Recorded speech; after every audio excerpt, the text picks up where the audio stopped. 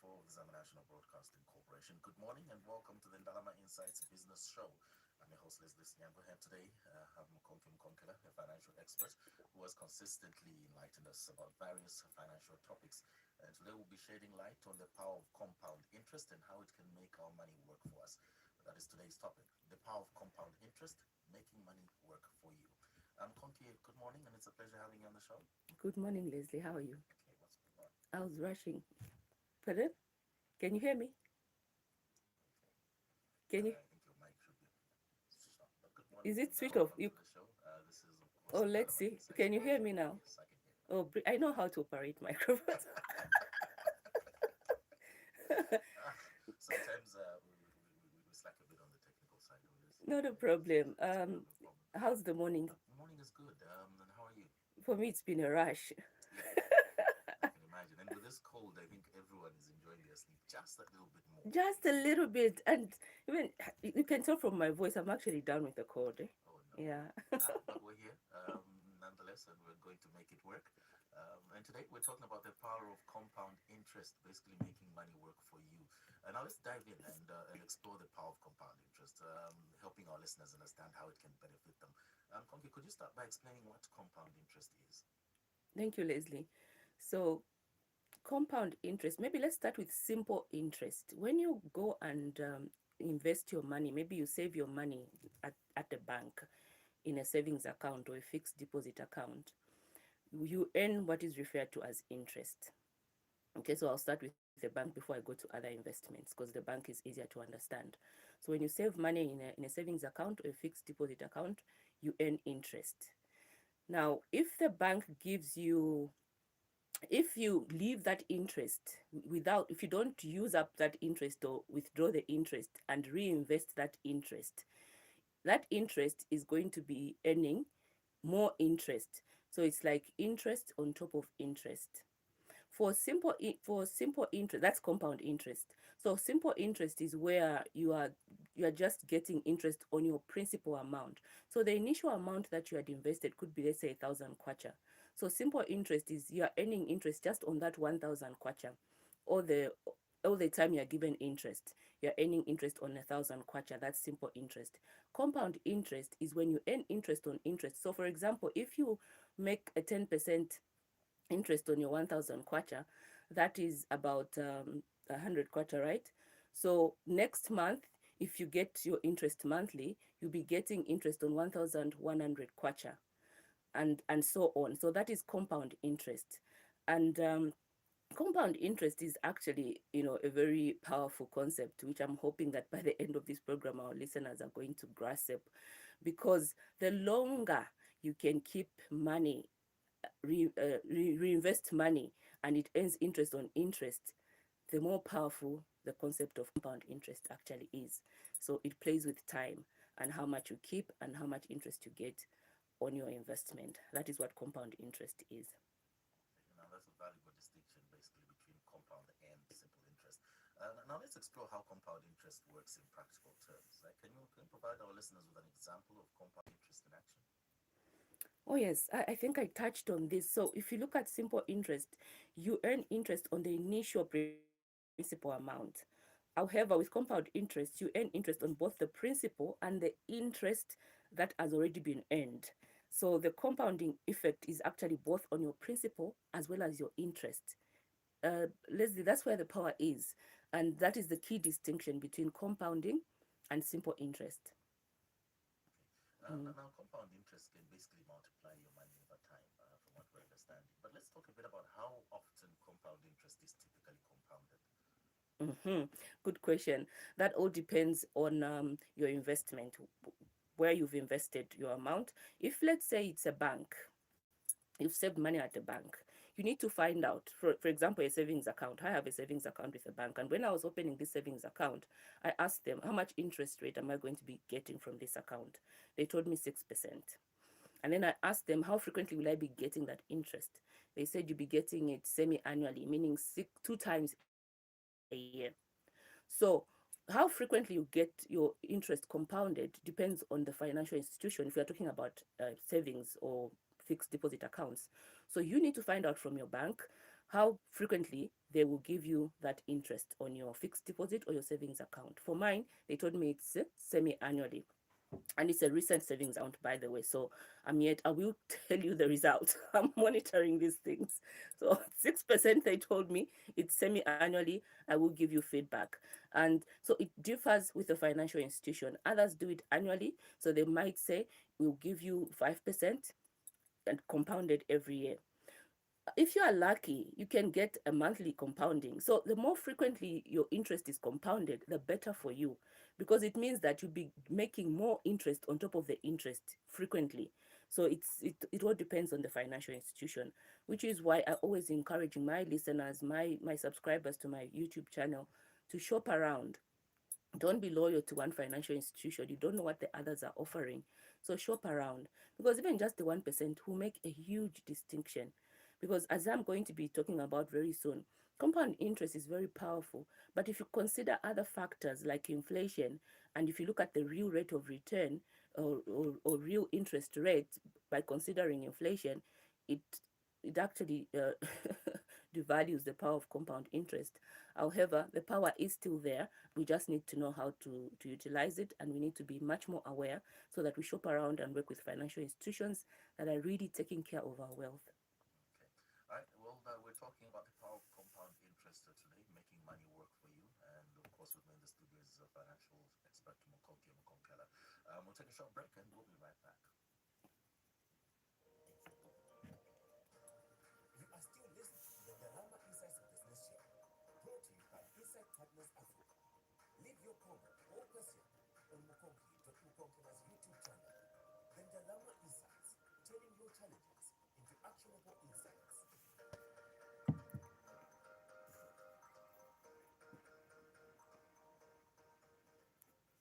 That's right, Ndalama Insights. And today we're looking at the power of compound interest, making money work for you. And with me in the studio is Mokonki Mkonkela. We've looked at the issue of compound interest and, of course, the different intervals it can be done. Now let's discuss how our listeners can take advantage of compound interest, basically to make their money work for them. How can one ensure that their current savings and investment accounts benefit from compound interest? So, for those of us that have already started saving and investing, we need to ensure that we keep our return on that investment back. We keep it, we don't withdraw it. For example, if you are investing in government bonds and you get coupon incomes every after 6 months, rather than using or eating up that coupon income, reinvest it again in another bond the following month. That is how you are going to start benefiting from the power of compound interest. For those of us that have fixed deposit accounts and savings account, we need to be very disciplined to ensure that we don't withdraw the interest earned on that account. So keep the money in the account. But this is for the younger ones, those that are still very young, in your 20s. If you are listening to me right now, you are in your early 20s, this is the right time for you to actually utilize the power of compound interest, because compound interest works with time. You will not see the results right now. The 100 kwacha example that had given earlier might seem very little right now. But if you start compounding it across a 5 year, a 10-year period, you'll find that that 100 kwacha will end up maybe in millions of kwachas. So for young people, this is the right time for you to start saving money and investing it and not touching it. Consider it a long-term investment. And even for parents with kids, if you've got kids, this is the right time for us to start setting aside money for our kids, so that when they reach that age 18, they've got somewhere to start with.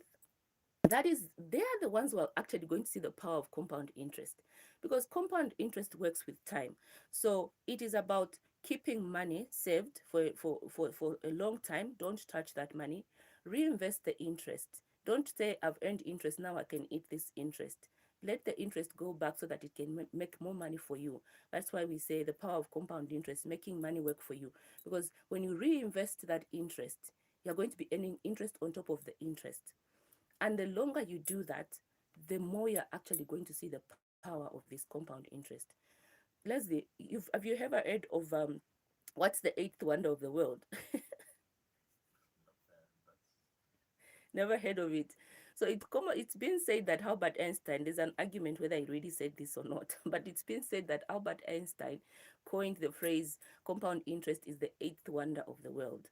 Now, if somebody actually said, yeah, can you imagine? Look at the Victoria Falls. At some time, we used to say it's one of the seventh wonder Yeah. of the world, right? Just look at how magnificent the Victoria Falls is, and then somebody is comparing that compound interest to the Victoria Falls. I would want to know why, and I would really want to find out. And the power really lies in interest on top of interest and keeping it long. The longer you keep the money in your account, in your savings, in your investments, the power you get from compound interest. So for you, if you're a young person right now, start keeping money aside. You will be marveled by the time you'll be getting to 5 or 10 years from now. This is, I think, a typical example that everyone understands at the moment would be NAPSA partial withdrawal. Mm-hmm. When you're withdrawing your money, if you've been with NAPSA for the past 30 years or so, or is it 20 years, 20 years or so, Mm-hmm. you find what you're withdrawing, even if you've got less, contributions over the number of years, but what Mm-hmm. you're withdrawing becomes very high. Yes. And they'll tell you, no, it's because, it's been compounded over time. Thank you And for that's that. when you extract. That's a brilliant example. If you those of us that have gone to NAPSA to do the partial withdrawal, we might have been expecting a lesser amount, only to find out that we're actually being given more than we had expected. That is compound interest. That is money that's been reinvested and has earned a return on top of the interest that was saved for you. Okay. Now let's discuss a common concern. Can compound interest ever work against us? Good question, Leslie. I mean, so many times we talk about compound interest and how marvelous it is. I gave an example of the Victoria Falls, right? Victoria Falls is beautiful. I love the Victoria Falls. And I'd love to go there at least once a year if I can. I haven't been there since, I think this year I haven't been there, but I hope I can go there sometime this year. Now, listen, if you go to the edge of the Victoria Falls, you will fall in the falls, right? So compound interest is a double-edged sword. If you've got a loan with a bank and you're not repaying that loan, and it's a long-term loan, that's why you should be careful when banks are telling you we're extending your tenure of the loan, because the same principle applies. Your loan will become bigger. Okay, so it's a double-edged sword. It's good if it's a saving, if you've saved money and you're earning interest on that saving. It's bad if it's a loan, if you've got a loan with somebody and you need to pay them interest, because it's them that are now getting the power of compound interest. You understand? So it becomes a double-edged sword. For you who's in debt, you who's the borrower, you are the one that is going to now, your loan or your debt is going to increase because you're not repaying back. Okay, this is when you are not repaying back the loan. So every time you miss that that repayment, your interest goes up. And that is also the power of compound interest adversely affecting you. You get it, Leslie? So double-edged swords, in other words. So if you have a loan, just be careful with it. Just be careful with it, because this power of compound interest we are talking about, that's what the financial institutions use on you when they give you the loan. They are the ones benefiting from the power of compound interest. So ideally, you want to be in a position where you are benefiting, That's not the the other way around. that's the key thing. We want you to be the one benefiting, meaning that you should be able to earn interest. So save the money, fixed deposit savings, maybe invest in a treasury bill or government bond, but you should be the one to earn the interest, not you giving somebody else, because it's the other person that will be getting the power of compound interest. Okay. Now we're running out of time, unfortunately. But before we wrap up, do you have any final thoughts or actionable insights to leave our audience with today? Yes, Leslie, I would like to encourage my viewers on YouTube. Thank you so much for joining me this morning, and also listeners that are listening. Start early. If you are young, you're 20, this is the best time for you right now. Start right now. You might not understand some of these things, but let me tell you, a few years from now, everything is going to fall into place. You're going to really understand. For those of us that are a little bit older, we just need to be financially disciplined, start looking at investments that earn us real returns. And Leslie, let me also just touch on inflation quickly, because inflation can affect the power of compound interest. So whenever you're looking at investments to invest in which you're going to utilize the power of compound interest, look at the real rate of return. The real rate of return or real rate of interest or the real interest rate considers inflation. So, for example, if the bank tells you we'll be giving you 6% and inflation right now is at 10%, it means you're already at a negative of 4%, and that really derails or affects the power of compound interest. So in that case, you need to look at investments that are able to earn you more than at least the inflation rate 10% and plus. That is the only way you're able to benefit from the power of compound interest. So I would like to end with that. Right, right, words, McConkie. Now, thank you for joining us today and providing valuable insights into the power of compound interest. We appreciate your presence here. Thank you so much. And Jack Banda, I can see your message. Thank you. Bye. All right, and that concludes today's episode of the Dalama Insights Business Show. Thank you for tuning in. Join us again next time as we continue to explore the world of